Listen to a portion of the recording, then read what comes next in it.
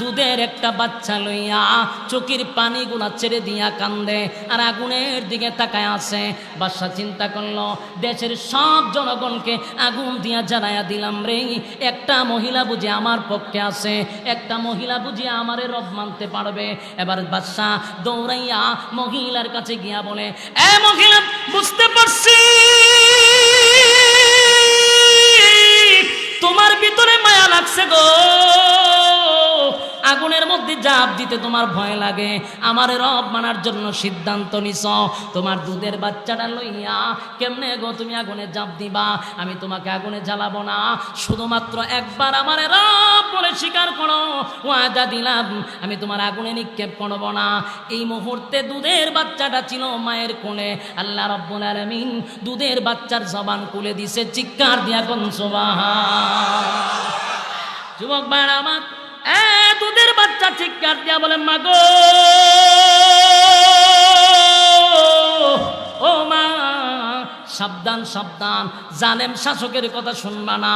এতগুলা মানুষ ইমান লইয়া আগুনের ভিতরে জাপ দিছে গো মা, আমার চিন্তা করা লাগবে না, ওয়াদা দিলাম গো মা, আমি আমার চক্ষু দিয়া দেখতেছি আগুনে পড়তে দেরি, আল্লাহর তরি জান্নাতে যাইতে দেরি নাই। এই একটা জবান বন্ধ রাখবেন না, জোরে কোন আল্লাহু আকবার, আর জোরে কোন আল্লাহু আকবার। এই ইমানের অবস্থা বল আল্লাহু আকবার। এই মহিলা তাকায়া দেখে দুধের বাচ্চা কথা বলতে পারে না, এই বাচ্চা মার সঙ্গে অনর্গল কথা বলতেছিল। মা তাকায় আছে বাচ্চার দিকে, এত ছোট বাচ্চা কেন রে কথা বলে, বোঝার বাকি নাই। শিশু বাচ্চা বলে, মা গো আমারে আগুনে আগে ফালায়া দাও, আমি আগে জান্নাতে যেতে চাই। মা বাচ্চার কথা শুই না আগুনের মধ্যে বাচ্চাটাকে ফালায়া দিল। বাচ্চা আগুনের ভিতরে পড়ে, মাকে বলে, মা দেরি করার সুযোগ নাই, দেরি করার সুযোগ নাই। এবার মহিলাটাও জালেম বাদশার সামনে আগুনে লাফ দিয়া পড়ে গেছে, জুড়ে কোন সুবহান।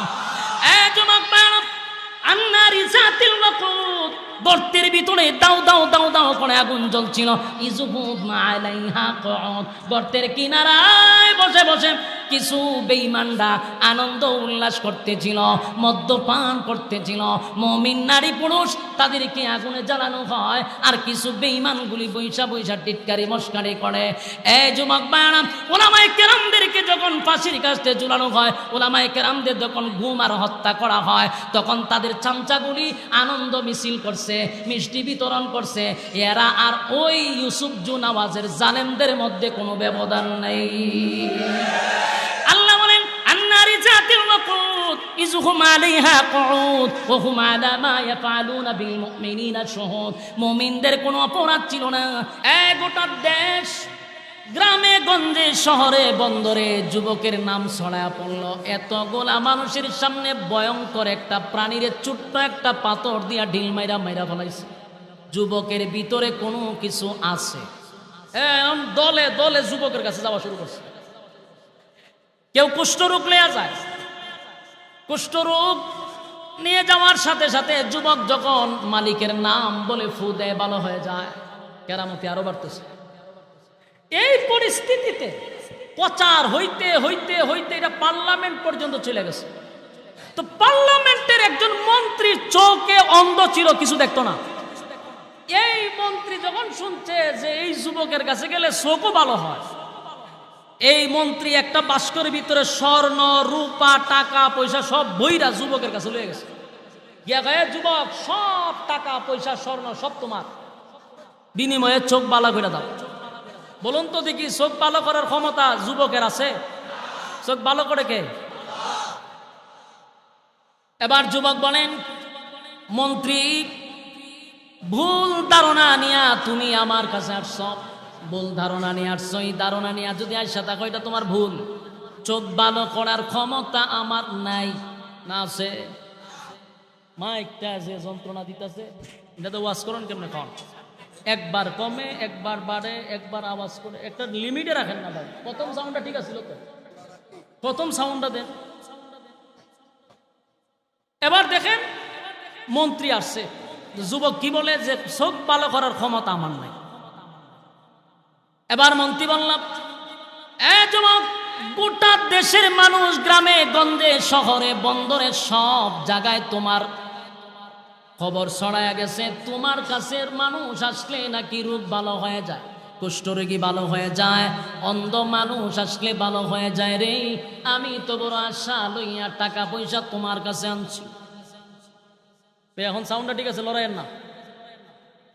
এখন সাউন্ড ঠিক আছে, লড়াইয়ের না। টাকা পয়সা লইয়া তো আইছি, চোখ ভালো হইতে।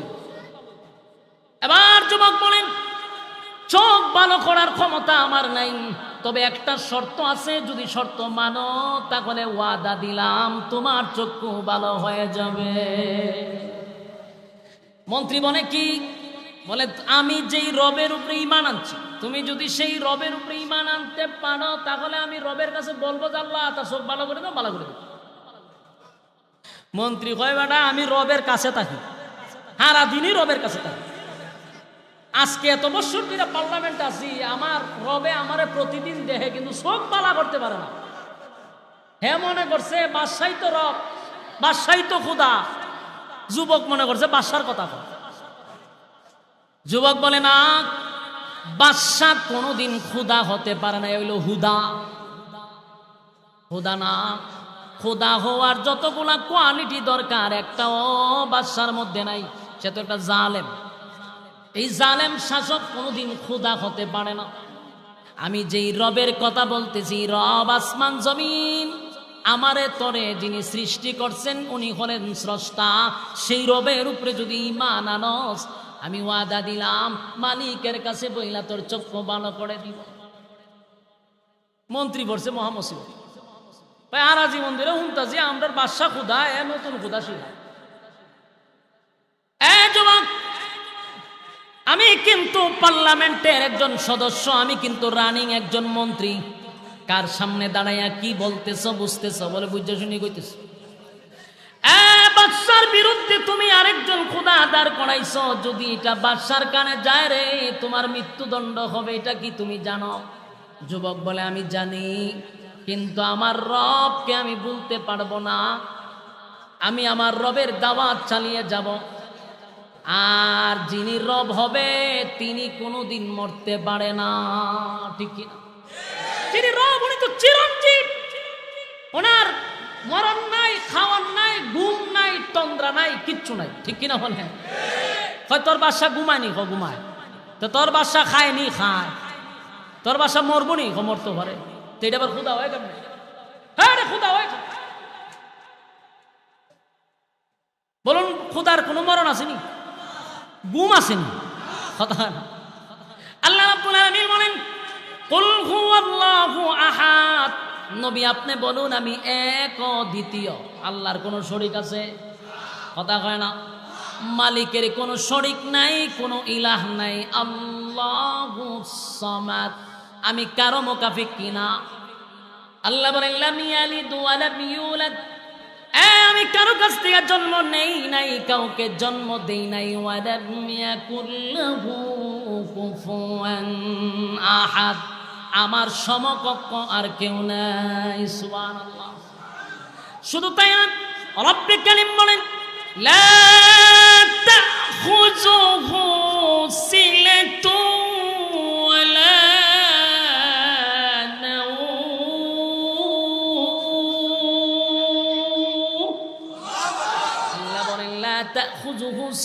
ওয়ালা আমি আল্লাহর ঘুমও নাই, আমি আল্লাহর তন্দ্রাও নাই। বাদশার ঘুম আছে গো, বাদশার কিন্তু ঘুম আছে, বাদশার কিন্তু তন্দ্রা আছে রে। আমি যেই খোদার উপরে ঈমান আনছি, আমার খোদার ঘুমও নাই, তন্দ্রাও নাই। আমার খোদার কোনো শরীক নাই, আমার খোদার কোনো ইলাহ নাই। আমার খোদা কারো কাছ থেকে জন্ম নেয় নাই, আমার খোদা কাউকে জন্ম দেয় নাই। সুতরাং সেই রবের উপরে যদি ঈমান আনো, আমি আমার রবের কাছে বলে তোর চক্ষু ভালো করে দিব। এবার মন্ত্রী চিন্তায় পড়ে গেল, জীবনটা বড় বাদশার সামনে থাকলাম, আমার বাদশা তো আমার চক্ষু ভালো করে দিতে পারলো না। এবার যদি চক্ষুটা ভালো হয়ে যায় তাহলে সেই রবের উপরে ঈমান আনতে আমার সমস্যা কোথায়? সুবহানাল্লাহ। এবার মন্ত্রী বলল ঠিক আছে, কালেমা পড়লাম। কালেমা পড়ার পরে এবার যুবক দোয়া করল, রব্বে কারীম, মন্ত্রী হইয়া আপনার উপরে ঈমান আনছে, মালিক তার চক্ষুটা আপনি ভালো করে দেন। সাথে সাথে মন্ত্রীর চক্ষু ভালো হয়ে গেছে। সুবহানাল্লাহ। এই মির্জানগরের বায়ানা মনে কইরেন না যে হুজুর গিচ্ছা শুরু করছেন। আল্লাহর কসম, এটা সূরা বুরুজের ভিতরে আপনি বাংলা চাইলেও পড়তে পারবেন। এটা কোনো কিচ্ছা নয়, কোনো কাহিনী নয়। কোরআন সূরা বুরুজের ভিতরে একেবারে পুরা ঘটনাটা আল্লাহ বর্ণনা করছে। এই মন্ত্রীর চক্ষুটা ভালো হয়ে গেছে। এবার মন্ত্রী ছায়া দেখে পৃথিবী এত সুন্দর। সুবহানাল্লাহ। যেই লোকটা জীবনে পৃথিবী দেখে নাই, হঠাৎ করে যদি পৃথিবী দেখে তার কাছে কেমন আশ্চর্য লাগবে, কত আনন্দিত। যুবক ভাই, যারা অন্ধ, যাদের চক্ষু নাই গো, যাদের চক্ষু নাই, যাদের চক্ষু নাই, এই পৃথিবী কেমন তারা বলতে পারে না। মানুষকে আল্লাহ কোন আকৃতিতে বানাইছে সেটাও তারা জানে না। অনেক অন্ধরা বিবাহ করে, নিজের স্ত্রী কেমন সেটাও জানে না, নিজের সন্তানগুলা কেমন সেটাও জানে না। আল্লাহ রাব্বুল আলামিন আমাদেরকে কত বড় নিয়ামত দিল, দুইটা চক্ষু দিল রে। সেই চক্ষু দিয়ে সেই নিয়ামতের শুকরিয়া আদায় যদি কিয়ামত পর্যন্ত করি, মালিকের শুকরিয়া আদায় হবে না। কত বড় নিয়ামত পাইছে। যুবক ভাই, কোম্পানিগঞ্জের বাজারে, দেবিদ্দার বাজারে দেখবেন অনেক ভিক্ষুক দাঁড়াইয়া দাঁড়াইয়া ভিক্ষা করে। কত মানুষ দেখবেন হাত নাই, পা নাই, গইরাইয়া গইরাইয়া ভিক্ষা করে। দেখছেন নি? আমার জীবনে বহু ভিক্ষুক দেখছি, এর মধ্যে একটা ভিক্ষুক দেখলাম হাতও নাই, পাও নাই, গইরাইয়া গইরাইয়া ভিক্ষা করে। তাদের দিকে তাকাইয়া শুধু 10টা টাকা দিয়াই আমরা চলে যাই না, মাঝে মধ্যে তাদের দিকে তাকাইয়া মালিকের দরবারে শুকরিয়া আদায় করবেন। আল্লাহ, আমারে আপনি 2টা হাত দিছেন, আমারে 2টা পা দিছেন, 2টা চক্ষু দিছেন, আমার কত দাম আর কত সম্মান। যাদের চক্ষু নাই গো, যাদের হাত নাই, যাদের পা নাই, বলুন তো দেখি সমাজে তাদের কোনো দাম আছে? কথা হয় না। সমাজে তাদের কোনো দাম নাই। যার হাত নাই, যার পা নাই, তারে লইয়া কেউ হোস্টেলে গিয়া কফি খায় না, তারে লইয়া কেউ সেলফি তুলে না। আমার আল্লাহ 2টা হাত দিল, 2টা পা দিল, মানুষ আমারে লইয়া সেলফি তুলে, আমারে কফি খাওয়ায়, আমার একটা চেয়ার দেয় বসার জন্য, আমার 2টা পা আছে, হাত আছে। মাঝে মধ্যে ভিক্ষুকের দিকে তাকাইয়া টাকা দিয়া চলে আসবেন না, অনুরোধ করলাম তাদের দিকে তাকাইয়া মালিকের দরবারে শুকরিয়া আদায় করবেন আর বলবেন, আল্লাহ এত বড় নিয়ামত পাওয়ার পরেও আমি আল্লাহ তোমার গোলামি করি না, আমার মতো অকৃতজ্ঞ পৃথিবীর জমিনে নেই। যার চক্ষু নাই সে বুঝেন। আপনারা মির্জানগরে একজন অন্ধ আছে না? আগে চক্ষু ছিল, এখন নাই, আসিল না? আমি চিনি তো। এই লোকটা আগে দেখতো, এখন দেখে না। এর জিগান কেমন লাগে? তার প্রতিটা মুহূর্ত তার কাছে এখন এটা একটা কিয়ামতের মতো। তার প্রতিটা মুহূর্ত কত কষ্টের, আগে দুনিয়া দেখছে, এখন দেখে না, কত কষ্ট। এই জন্য চোখ বড় নিয়ামত। মন্ত্রী চিন্তা করলো, এত বড় নিয়ামত আমি পাইলাম, পৃথিবী এত সুন্দর আমি কোনোদিন দেখি নাই, মানুষ কেমন সেটাও তো দেখি নাই। মন্ত্রী পাগল হয়ে গেছে। এবার মন্ত্রী আনন্দে বারে বারে রবকে ডাকতেছে, রব, জীবনটা বর ইউসুফ জুনাওয়াজ জালেম শাসকরে আমি রব বলে ডেকে আসছিলাম, কোনোদিন আমার চক্ষু ভালো করতে পারে না। আর আমার রবকে শুধু একবার ডাকলাম,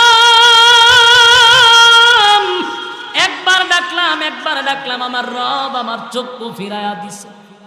এই মন্ত্রীর ভিতরে ইমানি জজবা এত বেড়ে গেছে, এত বেড়ে গেছে। এবার মন্ত্রীর তখন চোখ ফিরা গেছে। যারা অন্ধ এরা যদি হঠাৎ করে চোখে দেখে, বুঝুননি হে কি জাগাত কারি থাকবো। তাউন্ডা আবার লড়াইছেন, আবার লড়াইছেন, হালকাই গোড়াকেন। যদি হঠাৎ করে কেউ চোখে দেখে, বুঝুননি জাগাত খারা থাকবো নি। হ্যাঁ, দেখবেন এটা ঠেলা দেয়, এটা ডাক্কা মারে, এটারে গুতা মারে, এটা ঠেলা মারে, কারণ এত নতুন চোখে দেখছে। এই মন্ত্রী যখন চোখে দেখছে পার্লামেন্টে যাওয়ার পরে, তো মানুষ আগে দেখছে না, হঠাৎ করে মানুষ দেখছে। ওর মানুষকে গিয়ে টিপা দেয়, চিমটি দেয়, খামসা মারে, ঠেলা মারে। মানুষ বৌমা এটা কি এত ভদ্র নম্র একজন মন্ত্রী, এখন যে আমরা গুতাগুতি করে ঘটনা কিতা, মানে এত নতুন করে মানুষ দেখছে। কারণ এত আগে বাদশারে দেখছে না, শুধু তো তার অধীনে চলছে। বাদশার দিকে বালা করে তাকাই রয়েছে। বাদশা পার্লামেন্টে এসে চিন্তা হলো, ঘটনা কিরে মন্ত্রী এত গুতাগুতি করে কা, হেরে ডাক্কা মারে, হেরে টেলা মারে, আমার দিকে এইভাবে তাকাই দিছে, ঘটনা কি? জিগায় কিরে চোখে দেখস নাকি? বলে হ দেখি তো। সবাই তো শুনে আশ্চর্য হয়েছে, সারা জীবন অন্ধ, জন্ম অন্ধ, হে কয় আমি সব দেখি। এটা আশ্চর্য না? কথা বলেন না দি, আপনার কাছে আশ্চর্য লাগে না? যত এমপি মন্ত্রী আছেন এরা তো অবাক হয়ে গেছে যে কি কয়, জন্ম অন্ধ লোকে বাদশার দিকে তাকাই রয়েছে, মানুষকে গুতা মারে, ঠেলা মারে। বাদশার জিগায় হঠাৎ করে তুই চোখ দেখছ, ঘটনা কি? বলে আমার রব আমার চোখ ফিরাইয়া দিছে। বাদশা তো খুব খুশি। বাদশা কয় বেড়া তো তুই আগে কইবি না? আগে করলে আমি রাষ্ট্রীয়ভাবে একটা আয়োজন করতাম, তোরে বিশাল একটা স্টেজে তুলতাম, আর তুই আমার নামটা ঘোষণা করতে আমি তোর চোখ বালা করে দিছি। বাদশা তো মনে হচ্ছে খুদা তো আমিও, তেদি কর রবে বালা, রব তো আমি। মন্ত্রী কয় রে কোন অ্যাঙ্গেলে তুই খুদা ক, তোর কোন অ্যাঙ্গেলে খুদা মনে হয়? বাদশা কয় চোখের সাথে তোর মাথা খারাপ হয়েছে। বলে মাথা পুরা ঠিক আছে, চোখ ভালো হয়েছে। তুই যে এতদিন বদনামি করছাস, এতদিন যে ফাইজলামিটা করছস জনগণের সাথে, এখন তো আমার সব তোর বন্ডামির মুকুট ফাঁস হয়ে গেছে। কথা হয় না দি? অতিভক্তি কথা হয় না? কতদিন খালি শুনছি 70 রক্ত তাহাজ্জুদ করছে, খালি তাহাজ্জুদ আর তাহাজ্জুদ। এরপরে তসবিহ, ঘুম থেকে উঠতে আগে নামাজের মশলা কোথায় আগে তু খায়, এরপরে উনি তসবিহ কোথায় আগে ঘুম থেকে তু খায়। যখন বাসার ভিতরে গিয়ে আমলা করছে তখন মদের বুদল, ভাই মদের বুদল। বাস্তব না বাস্তব? জাতির সামনে বন্ডামি যে করছে এটা তো ফাঁস হয়ে গেছে গা। সারাটা জীবন এক চাটিয়া মানুষের উপরে জুলুম আর নির্যাতন করে মানুষের সামনে বক্তব্য দিছে তাহাজ্জুদ গুজারি। মাগুমা মাগুমা তার সাথে যতটা ছিল এরাও হয় কমপক্ষে 70 রাখাত। 70 রাখাত বলে চিন্তা করেন। আমার জীবনে 32 বছর হয়ে গেছে, আমার কোনোদিন একসাথে 70 রাত পড়ছে আমার মনে হয় না। তারাবিন রমজান ছাড়া মনে হয় 40 রাকাতের উপরে আমরা পড়ছি কিনা সন্দেহ আসেনি? সন্দেহ আছে। আপনারা ফির সব, আমি কইতাম না, আমি অত বড় ফির হইছি না। কিন্তু 70 রাকাত কেমনে করে রাজনীতির মাঝখানে, এটা আমারও সন্দেহ লাগতো। তখন বলছি অত বালা বালা না, অত বালা বালা। ওই যে ইউসুফ জুনাওয়াজ সারা জীবন খুদা খুদা দাবি করছে, এখন যখন মন্ত্রীর চোখ খুলছে, মন্ত্রী কয় রে সারাটা জীবন ফাজলামিটা করছস, মানুষের সামনে কইছ তুই রব, তুই যে বন্ড, এটা আজকে প্রমাণ হয়ে গেছে। সারা জীবন তোর কাছে থাকলে আমার চোখ বালা করছত না, একবার শুধু আমার রব রে ডাক দিছি তো আমার চোখ ভালো হয়ে গেছে। গোর ভাস হয়েছে নি সাদা ভাই না দি কি মায়া খান্নাটা খানবে। যেখানে দেখবেন বেশি ভক্তি বুঝবেন এর লক্ষণ বেশি বালা না।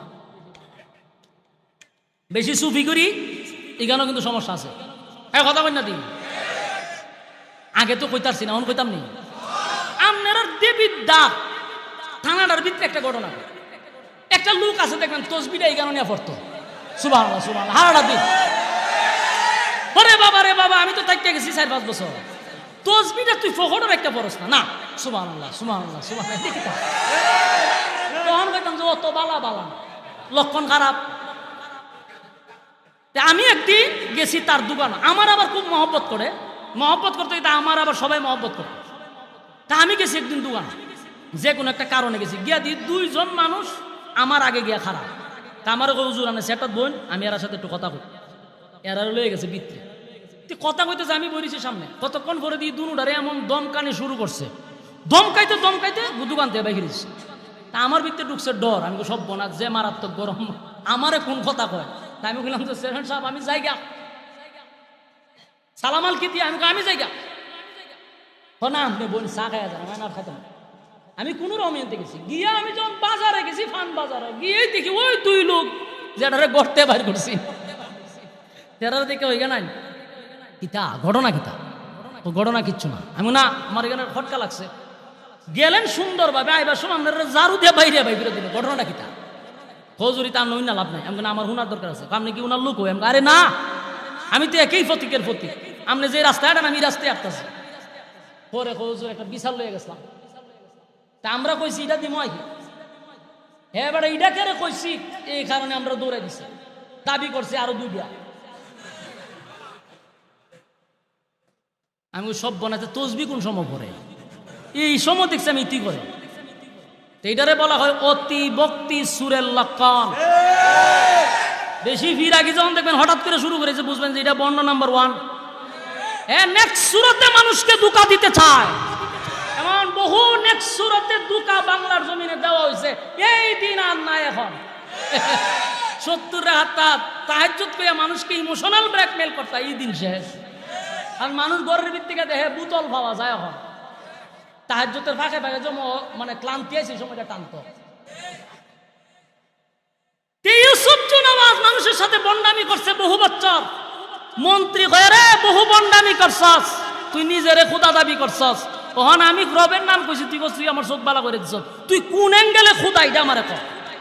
তো পার্লামেন্টে এতগুলো মন্ত্রী বসে রয়েছে, তার একটা সম্মানের ভিতরে লাগছে না? ওই মন্ত্রী লক্ষণ তো তোর খুব খারাপ, মৃত্যুদণ্ড হবে। ওই যে বিরুদ্ধে গেলেই তোমাকে হয় গুম না হয় মৃত্যুদণ্ড। মন্ত্রী কয় আমি জানি তুই, আমি কথা বললে যে তুই আমার উপরে বড় ধরনের মুসিবত নিয়ে আইবি, এটা আমি আগের থেকে জানি, কারণ তুই তো জালেম, তুই খুদা না, তুই জালেম। মন্ত্রীকে গ্রেপ্তার করছে, গ্রেপ্তার করে আয়নাগরের ভিতরে নিয়ে রাখছে। রাইকা ইচ্ছা মতে রিমান্ডে মার দিছে। মারতে মারতে কয় তুই এই রবের পরিচয় পাইছ কই, এটা আগে কয়। মন্ত্রী তো খুব মাইর খাইছে, মাইর খাওয়ার পরে কয় না। মাইরের তীব্রতা যখন বাইরে গেছে গা, তখন বলতে বাধ্য হয়। কথা কই না দি, এই যে আপনারা বৈষম্য ছাত্র আন্দোলনের যে ছাত্রগুলা ছিল কয়েকজন, হেরারে যখন হোটেলও নিয়েছে, ভাত খাওয়ার হোটেল নিয়ে ইচ্ছা মতে খাওয়াইয়া, এরপরে এরার একটা কাগজ ধরাই দিছে যে খো বলে আমরা এটা আন্দোলন নাই। যেই ছেলেগুলা কাগজ ছাড়া স্ক্রিপ্ট ছাড়া ঘন্টার পর ঘন্টা অনর্গল কথা বলতে পারে, এরারে বুঝি 2 টাকার কাগজ ধরাই দিছে। কথা হইতো জাতি তো তখনই বুঝছে যেটা সাজানো নাটক। কথা হয় নাতি? তাহলে কেন বলছে? কারণ রিমান্ডে নেওয়ার পরে যখন মানুষের উপরে জুলুম করা হয়, মানুষ বাধ্য হইয়া মিথ্যা কথাটাও সত্য বানায় বলতে হয়, চাপ সৃষ্টি করা। মন্ত্রীরে এমন মার দেওয়া শুরু করছে, মন্ত্রী শেষে হয় আমি কইতেছি তোমার রাষ্ট্রীয় খরচে যেই ছেলেটা জাদুবিদ্যা শিখে, সে আমারে আসল রবের পরিচয় দেখাইছে। বাসায় এবার ডাক দিছে এসপি হারুন রে, করে হারুন্যা যা ধরে লই আইব। এই বাদশার অর্ডারে হারুন্যা গিয়া সেটা মনে করেন ওই যুবকরে ধরে লইছে, আইনায়ও আয়না করে ঢুকাই আবার রিমান্ডটা শুরু করছে। যুবকরে কয় তোরে রাষ্ট্রীয় করেছে জাদুবিদ্যা শিখায়, আর তুই বুঝি গিয়ে আরেকজন রে আমাদের বাদশারে বাদ দিয়ে আরেক রবের পরিচয় দেশ। হয় তোর এই রবের পরিচয় দিছে কেনা? নির্যাতনের মাত্রা যখন বাইরে গেছে না, এক পর্যায়ে যুবকে কয় কইতেছে আমারে যিনি কালেমা শিখাইছে উনি হলো অমুক জায়গায়, তাকে এক পাদ্রী। বাদশা কয় পাইছি, হে হারুন আরেকটারে গুম কর। এবার আরেকজনকে গুম করছে, গুম কই আনার পরে ওই পাদ্রীরে ধরছে। 3 জনকে রিমান্ডে মারতে মারতে এক পর্যায়ে মন্ত্রীরে বাদশায় কইছে যে মন্ত্রী তুমি তো আমার পার্লামেন্টের সদস্য, আমি চাই না তোমার মৃত্যুদণ্ড দিতে, তুমি শুধু একবার বলো যে আমি খোদা, তোমারে ছেড়ে দিব। সূরা বুরুজের ভিত্তি ঘটনাটা যখন আমরা পড়তেছিলাম তখন চিন্তা করছিলাম যে সবে মাত্র কালেমা পড়ছে, মাইরের শুরু তো কালেমা এমনি যাবো না, খালি পড়ছে বেটা তো চৌকের লেগে কালেমা পড়ছে, মানুষের স্বার্থ আসিল তো শেষ করে না। কিন্তু পরে দাদি সর্বনাশ, এই অন্ধ মন্ত্রীর ইমানি জজবা এই পরিমাণ যে তার ইমানি জজবা যদি এক পাল্লা বায় রাখা হয়, বাংলাদেশের সমস্ত ফির বুজুর করে এক পাল্লা বায় রাখলেও তার সমান হবে না। মন্ত্রী হয় তুই আমারে যেইভাবে ফিটানি শুরু করছস, আমারে যদি তুই মৃত্যুদণ্ড দেশ লাভ হইতো না, কারণ আমি আমার আসল রবের পরিচয় পাইছি। বাদশা তো এটা জালেম, আগেই বলছি কি বাদশা? জালেম। তার কোনো মায়া দয়া আসেনি? কথা কই না তুই? হ্যাঁ, কোন জালেম বাদশার মায়া দয়া আছে? কোন মায়া দয়া নাই। ফাঁসির কাস্তের আসামিকে রাতের বেলায় জবাই করা হয়, কারণ এই জালেমের কোনো মায়া দয়া থাকতে পারে না। একজন ফাঁসির আসামিকে, নির্দোষ মানুষটাকে ফাঁসির কথা বলে গভীর রাত থেকে তাকে জবাই করা হয়। এটা প্রত্যেক জালেম শাসকের ভিতরে আল্লাহ কোনো মায়া দয়া দেয় নাই। এরা জালেম, এর ভিতরে কোনো মায়া দেয়া নাই। শেষ পর্যন্ত এই বাদশা বলল যে কালেমা পড়বি না, বলে না, বলে এর মৃত্যুদণ্ড দে। মন্ত্রী হয় আমি প্রস্তুত। সুবহান। এখন করছে কি দেখেন, এই যুবকরে দাঁড় করাইছে, আবার এইদিকে দাঁড় করাইছে ওই ফাদ্রিরে। এই দুইজনের সামনে তারে দাঁড় করাইয়া করাত চিনেননি, করাত গাছ দেখাড়ে করাত রাখছে মাথাত। চিন্তা করেন, আমি চিন্তা করি করাতটা যদি আমার মাথাত রাখে আমার ইমান থাকবো না, আমি চিন্তাত আছি। আপনারা তো ইমানদার বেশি শক্ত, আপনারা থাকতে পারে না, আমি নিজে ভয় পাইতেছি। করাতটা যদি মাথার দেয় যদি ওইভাবে সিরুম থাকবো না ইমান। আমরা 5 টাকার কাছে ইমান বিক্রি হয়। বাস্তব না বাস্তব? নির্বাচন হইলে বোঝা যায় আমরা ইমান কত প্রকার ও কি কি। কথা বল না দি লাঙ্গল মার্কা গিয়া হয় বুট কারে দিবে আপনারই দিন। হ্যাঁ আনারস মার্কা জিগায় বুট কারে দিবে আপনারই দিন। হ্যাঁ একতারা মার্কা হিরো আলমের জিগায় বুট কারে দিবে আপনারই দিন। তো বুট কয়টা? হ্যাঁ দিব কয়জন রে? হ্যাঁ ইমান আসেনি। তা আমাদের তো এই আজকের এই অবস্থা। এবার মন্ত্রী খরাত মাথার রেখে কয়, এ যুবক দেখছ নি? দেখতেছি। মন্ত্রীরা আবার সুযোগ দিছে। মন্ত্রী কয়, আমি চোখ মুজার আছি, কোনো অসুবিধা নাই, তুই আমার খাটতে থাক, কিন্তু কালেমা ছাড়বো না। শেষে এই মন্ত্রীরে করাত দিয়া 2 ভাগ করছে। বাবা যায়, চিন্তা করতেছেন বিষয়টা? করাত দিয়া 2 ভাগ করছে। যুবক ভাই কথাগুলি দিলের কান লাগায় শুনেন, সাধারণ কথা না, যেমন শুনতেছি বিষয়টা এতটা সহজ না। একটা জীবন্ত মানুষকে করাত দিয়া 2 ভাগ করা হয়। আমাদের সামনে যদি এমনটা হইতো আমরা ইমান কতটুক থাকতো আল্লাহ ভালো জানে। তবে আল্লাহর কাছে দোয়া করেন, মালিক আমাদের ইমান বড় দুর্বল, এমন পরীক্ষায় আমাদেরকে ফালায়েন না। এবার মন্ত্রীর 2 ভাগ করার পরে যুবক আর পাদ্রী দাঁড়ায় আছে। এবার মন্ত্রী বলে, যুবক এখনো ভালো আছে। মন্ত্রীরে শেষ করছে, পাদ্রীরে ধরছে। পাদ্রীরে ধইরা আবার তারে বললো, পাদ্রী এখনো ভালো আছে, কালেমা ছাইরা দে। বলে না। এবার পাদ্রীরে ও মাথার মধ্যে করাত রাইকা 2 ভাগ করে ফেলছে জালেম শাসকে। যুবক 2 ভাগ করার পরে এবার যুবকরে উদ্দেশ্য করে বাদশা বলে, যুবক রে 2টা লোককে আমি তোর চোখের সামনে 2 ভাগ করছি, বাকি রয়েছ তুই। আমার দিলে চায় না, মনে চায় না, তোরে আমি 2 ভাগ করি, কারণ রাষ্ট্রীয় খরচে তোরে জাদুবিদ্যা শিখাইছি। যুবক একবার শুধু বল আমারে রব মানস, তাহলে আমি তোরে ছেড়ে দিব। যুবক কয়, যে 2 জনটা আপনি মৃত্যুদণ্ড দিছেন এগুলো তো আমার কারণে, আমি যদি প্রকাশ না হইতাম তারাও প্রকাশ হতো না, তাহলে আর আমার সামনে আপনি মৃত্যুদণ্ড দিচ্ছেন, আমি কালেমা ছাইরা দিব, আপনি ভাবছেন কেমনে? বরং আপনি এর থেকে কঠিন কোন শাস্তি থাকলে আমাকে দেন, রবের জন্য আমি প্রস্তুত। সুবহানাল্লাহ। 16টা বছর ইসলামের জন্য, দ্বীনের জন্য অসংখ্য উলামায়ে কেরাম নির্যাতন সহ্য করছে, জালেমদের কাছে মাথা নত করে নাই। ঠিক না? অসংখ্য আলেম ঘরে থাকতে পারে নাই, বাচ্চাদের সাথে দেখা করতে পারে নাই, স্ত্রীর সাথে সাক্ষাৎ করতে পারে নাই, বছরের পর বছর তারা বাড়ি ছাইরা ঘর ছাইরা তারা চলছে। এই নির্যাতনের জুলুম একের পর এক চালায়া গেছে, ঘর বাড়ি ছাইরা অনেক লোক দূর দূরান্ত গিয়ে বাস করছে। এরপরে কি মাথা নত করছেনি? মাথা নত করে নাই, কারণ ইমানি পাওয়ার এটা বড় মারাত্মক, ইমানি পাওয়ার মারাত্মক। শেষ পর্যন্ত যুবক কয়, এর থেকে কোনো কঠিন শাস্তি থাকলে আমার দে। এবার বাদশা কয়, বুঝছি এমনি তো না, তোর এর থেকে কঠিন শাস্তি দিব। এবার বাদশা সেনাবাহিনীর অর্ডার দিল, তার মুখ বাইদা হাত বাইদা তার সাগরের মাঝখানে নিক্ষেপ করো, মাছে খাইয়া লইব, কেউ হইতে পারতো না। এবার যুবকের হাত পা বাঁধছে, বাইদা সাগরের মাঝখানে নিয়ে গেছে। কিন্তু যুবক কি করছে? আল্লাহর কাছে দোয়া করছে, আল্লাহ বাদশারে আমার কিছু খেলা দেখানি দরকার, আপনি আমারে বাঁচায় রাখেন, এরারে ধ্বংস করেন। যুবকের দোয়া কবুল। সেনাবাহিনী সব পানির তলে, ঝড় তুফানে সব শেষ। যুবক নদীর পারে আইসা বাদশার কাছে আবার যাওয়া শুরু করছে, গিয়া বাদশার সামনে গিয়ে দাঁড়াইছে। দাঁড়ায় কয়, বাদশা কি খবর? বাদশা কই, ঘটনা কি? আমার বাহিনী কই? বলে, বাহিনী সব সাগরের ভারো শেষ। তুই আইলি কেমনে? আমার রব আমারে বাঁচাইছে। বাদশা তো আতঙ্কে, ঘটনা কি রে? বাহিনী প্রশিক্ষণ প্রাপ্ত বাহিনী পাঠাইলে হেরা মারা যায়, হে জীবিত আমার জিগায় আমি বালানি। বাদশা কয়, এখন করণ কি? আরো কিছু বাহিনীরে ডাক দিছে, হারুন না মারুন না সব সহ। এরপরে সবটি ডাকাই না, হয় হেরে এক কাজ কর, উঁচু পাহাড়ের উপরে দাঁড় করাইবি, আর মানুষ তারে দেখবে তারে কিভাবে শাস্তি দিতেছে, ওই পাথরের মধ্যে ফেলাই দিবি, মারা যাবে, সবাই দেখিয়া ভয় পাইবে। যুবকরা আবার হাত পা বাঁধছে, ভাইটা সাগো পাহাড়ের উঁচু টিলাত নিছে নিয়ে ধাক্কা দিয়ে ফালাইবে। যুবক কয়, আল্লাহ আপনি আমার একটু বাঁচান, হেরারে ধ্বংস করেন, বাদশারে কিছু খেলা দেখানি দরকার। সাথে সাথে ঝড় তুফান আইসা ওই বাহিনী সব শেষ। যুবক আবার বাদশার সামনে এসে জিগায়, বাদশা বলে কারণটা কি? বলে কারণ হলো তুই যদি বাচ্চা থাকস, তাহলে ক্ষুধা দাবি করতে পারবো না, দেশের মানুষ আমার বন্ডামি প্রকাশ পাইয়া লাগব, তাই আমি চাই না তোরে রাখতে। কতক্ষণ ঠিক? এই জালেম শাসক এই যুবককে রাখতে চায় না।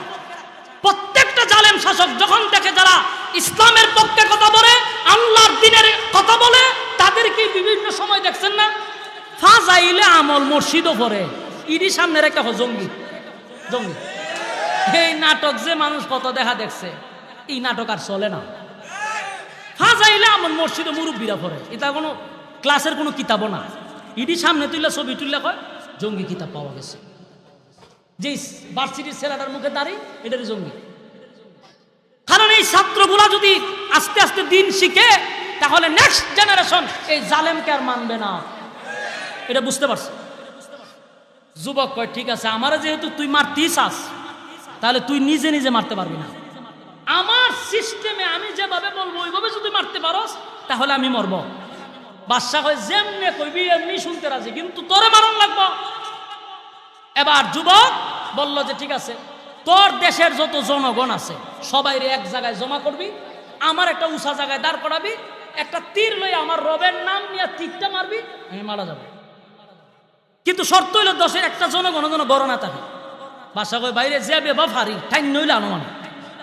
সব জনগণ এক জায়গায় জমা করছে, যুবকের একটা উঁচু জায়গায় দাঁড় করাইছে।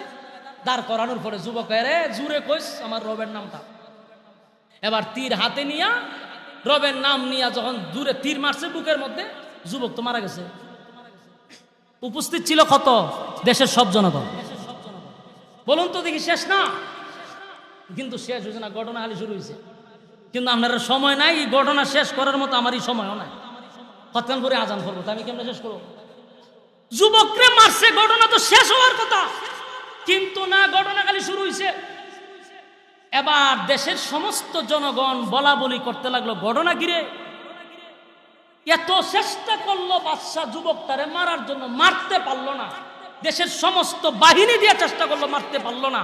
সাধারণ একজন রবের নাম বলার সাথে সাথে যুবক মারা গেল। এই রবটাকে, যেই রবের উপরে যুবক ঈমান আনছে, আমরা সবাই এই রবের উপরে ঈমান আনলাম। সুবহানাল্লাহ। একটা জবান বন্ধ রাখবেন, আল্লাহু আকবার। আর জোরে বলেন আল্লাহু আকবার। আর জোরে বলেন আল্লাহু আকবার। মারছে কয়জন?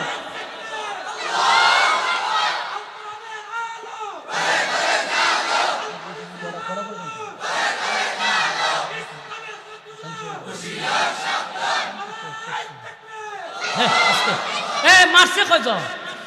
তিনজন। কয়েকজন মারছে কয়জন? এখন কালেমা পড়ছে কতজন? দেশের সব জনগণ, লক্ষ লক্ষ। সুবহানাল্লাহ, সুবহানাল্লাহ। ওই যে যুবক কইছিল আল্লাহ আমি একটা খেলা দেখামো, এটা ওই আবার স্বামী উসমানের খেলা না, মারো লাম্বারা গেছে নাই, ই বন্ডামি খেলা না। যুবকে চাইছিল যে তুই যদি আমার মারতে, আমি মরমু, কিন্তু তুই যেটার কারণে আমার মারবি, তুই পরে আর সহ্য করতে পারবি না। দেশের সব জনগণ এক বাক্যে বলল যে এই যুবকের রবি হলো আমাদের আসল রব, আমরা তার উপরে ঈমান আনলাম। মারছে তিনজন রে, তিনজন কালেমা পড়ার পরও এর সহ্য হয়েছে না, চান্দি গরম। আর যখন দেশের সব মানুষ কালেমা পড়ছে, বুঝেননি আর চান্দির চুল আছে না, কথা হয় না, চান্দির চুল নাই। এখন তো পড়ছে মহা মুসিবত। সারা জীবন খালি মাঝে মাঝে দেখেন না, কোনো কিছু হইলে খালি রাজাকার রাজাকার বলছে। যখন ছাত্ররা রাজাকার বলছে, এক রাজাকারে তোরে দিল্লি ভাড়াইয়া দিছে। এই দিন দিন নয়, আরো দিন আছে। এটা প্রায় মাহফিল আমরা কইতাম, ইঙ্গিতে কইতাম যে রে এই দিন দিন না, আরো দিন আছে। কোনো কিচ্ছু কইলে হইতো রাজাকার। এখন এমন জায়গা রাজাকার কইছ, সব রাজাকার মিলা দিল্লি ভাড়াই দিছে। ঠিক নি? এখন বাদশায় তো তিনজনকে দমাইতে চাইছিল, কিন্তু দেশের সব কালেমা বইরা লইছে। এখন বাদশার পুরা চান্দি গরম। এখন বাদশা কয় রে কালেমা পড়ার কারণে তিনজনকে হত্যা করছি, তোদেরকেও ধ্বংস করবো, এখনো ভালো আছে, আবার আমার রব বল। দেশের মানুষ কয় তুই যে বাটপার, এটা বুঝে লাইছি। আগে বুঝলাম না, যুবক মারার পরে বুঝছি। কিন্তু আমি আগেই বলছি এই জালেম কি জালেম? এই জালেম সাধারণ জালেম না, এটা ভয়ঙ্কর জালেম। যেই জালেমের ব্যাপারে আল্লাহ সূরা বুরুজ নাজিল করছে, বিষয়টা বুঝতেছেন তো? এই জালেম তো সাধারণ জালেম। এ চিন্তা করছে দেশের সব কালেমা পড়ছে বলে হ আমি সব মেরালাম। কথা কি বুঝতেছেন? চিন্তা করেন, ক্ষমতায় টিকে থাকার জন্য দেশের সব জনগণ যদি মারতে চাইতো সব মেরা লইল। সময় পাইলে কয়েক লক্ষ মারা সিদ্ধান্ত নিয়েছিল, কয়েক লক্ষ মারা। তারপরে গদি টিকায় রাখার চেষ্টা করছে। কারণ জালেমরা কোন সময় গদি ছাড়তে চায় না, কারণ এরা জানে যদি গদি ছাড়ি ফ্যান নিচে মাটি নাই। এই জন্য চাইছিল থাকতো, কিন্তু সেনাবাহিনী যখন পোল্টি মারছে তখন দিয়ে আর সুযোগ নাই। নাইলে চাইছিল, অর্ডার দিছিল যে মারতে থাক, খালি ফাঁকির মতো মারতে থাক, আমি তো দেশ চালাইতেছি না, আমার বাপের প্রতিশোধ নিতাম আসছে। ঠিক নেই, এখন পারছে না। এই বাদশাহ হয় আমি দেশের সব মারলাম, কিন্তু ক্ষমতা ছাড়তাম না। এরপরে বাদশাহ কিভাবে মারবে? বিশাল এরিয়া নিয়ে একটা গর্ত করছে। পাইছেননি গর্ত? কথা মনে বুঝেন নাই? কুতিলা আসহাবুল উখদুদ। আল্লাহ রাব্বুল আলামিন একটা দুইটা না চারটা কসম কাটছে। ওয়াস-সামাই যাতিল বুরুজ ওয়াল ইয়াউমিল মাওউদ ওয়া শাহিদিন ওয়া মাশহুদ। চার কসম কেটে বলেন কুতিলা আসহাবুল উখদুদ, গর্ত খননকারীর উপরে আমি আল্লাহর অভিশাপ। বলুন তো গর্ত আসছেনি? এই হলো গর্তের কাহিনী। এই জালেম বাদশা বিশাল এরিয়া লইয়া একটা গর্ত খনন করছে। গর্ত খনন করিয়া অর্ডার দিছে গর্তের মধ্যে আগুন ধরায়া দাও, গর্তের মধ্যে আগুন ধরায়া দাও। এবার বলুন তো দেখি আগুন পাইছেন? আন্নারি যাতিল ওয়াকুদ, গর্তের ভিতরে দাউ দাউ করে আগুন জ্বলছিল। ইয়াদ আসেনি? হ্যাঁ, কথা কই না আমি কই কে আর আমার এরা কই। ওই জন্য বলছি প্রথম ভূমিকা মনোযোগ দিয়ে শোনা দরকার। প্রথম বলছিলাম না যে গর্তের ভিতরে আগুন ধরাইছে। আন্নারি যাতিল ওয়াকুদ, গর্তের ভিতরে দাউ দাউ করে আগুন জ্বলতেছিল। বাদশার অর্ডার গর্তে আগুন ধরায় দাও, গর্তে আগুন ধরায়া দিছে। এরপরে গর্তের ভিতরে দাউ দাউ করে আগুন জ্বলতেছিল। আন্নারি যাতিল ওয়াকুদ, গর্তের ভিতরে দাউ দাউ করে আগুন জ্বলছিল। বাদশার অর্ডার হলো যারা আমার রব মানবে না সবাই রে আগুনের মধ্যে নিক্ষেপ করো। আমার প্রয়োজনে দেশের সব জনগণকে আগুনে জ্বালাইয়া আমি হত্যা করব, তারপরও গদি ছাড়ব না। এবার আগুন ধরাইয়া দিল, মানুষগুলাকে দইরা দইরা দইরা দইরা আগুনের মধ্যে নিক্ষেপ করতে লাগলো। মানুষ ইমানের সাথে মুস্কি হাসি দিয়ে আগুনে নিক্ষেপ হইতেছিল। আর আল্লাহ রাব্বুল আলামিন বলেন আন্নারি যাতিল ওয়াকুদ ইযহুব মা'দাইহা কুউদ, গর্তের কিনারায় বসে বসে কিছু মানুষ এই দৃশ্যগুলা দেখতেছিল। কি দেখতেছিল? মুমিনদেরকে যখন আগুনের মধ্যে নিক্ষেপ করে তারা গর্তের ভিতর সামনে বৈশা মদ্যপান করতেছিল আর হাসি তামসা করতেছিল। একের পর এক একের পর এক সব মানুষগুলাকে দইরা যখন আগুনের মধ্যে নিক্ষেপ করতে লাগলো, সব মানুষকে যখন আগুনে পোড়ায়া দিল, হঠাৎ করে বাদশা তাকায়া দেখে একটা মহিলা দুধের একটা বাচ্চা লইয়া চোখের পানিগুলা ছেড়ে দিয়া কান্দে আর আগুনের দিকে তাকায় আছে।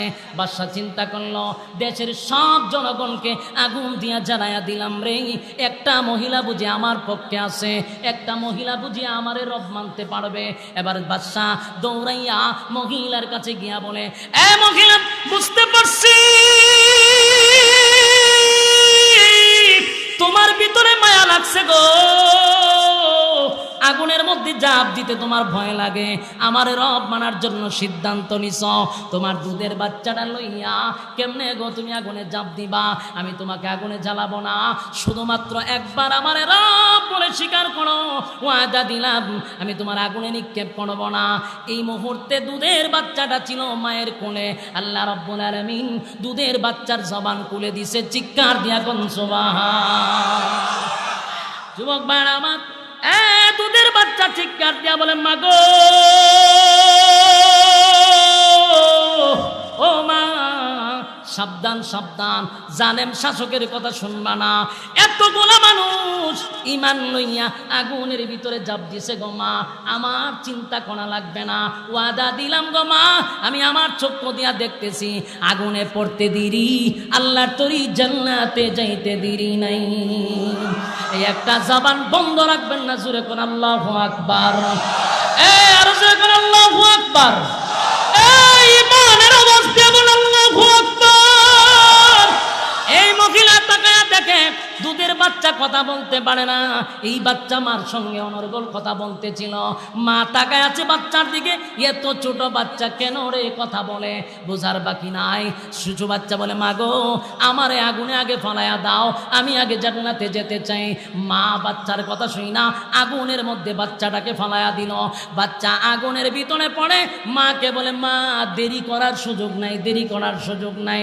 এবার মহিলাটাও জালেম বাদশার সামনে আগুনে লাফ দিয়া পড়ে গেছে, জুড়ে কোন সুবহান। এই যুবক ভাইরা, আন্নারি জাতিল ওয়াকুদ, গর্তের ভিতরে দাও দাও দাও দাও করে আগুন জ্বলছিল। ইজুহুব আলাইহা কুউদ, গর্তের কিনারায় বসে বসে কিছু বেঈমানরা আনন্দ উল্লাস করতেছিল, মদ্যপান করতেছিল। মুমিন নারী পুরুষ তাদেরকে আগুনে জ্বালানো হয়, আর কিছু বেঈমানগুলি বৈশা বৈশা টিটকারি মস্কারি করে। এই যুবক ভাইরা, ওলামায়ে কেরামদেরকে যখন ফাঁসির কাস্তে ঝুলানো হয়, ওলামায়ে কেরামদের যখন গুম আর হত্যা করা হয়, তখন তাদের চামচাগুলি আনন্দ মিছিল করছে, মিষ্টি বিতরণ করছে। এরা আর ওই ইউসুফ জুনাওয়াজের জালেমদের মধ্যে কোনো ব্যবধান নেই। আল্লাহ বলেন, আন্নারি জাতিল ওয়াকুদ ইজহুম আলাইহা কুউদ ওয়া হুম আলা মা ইয়াফআলুনা বিল মুমিনিনা শুহুদ। মুমিনদের কোনো অপরাধ ছিল না,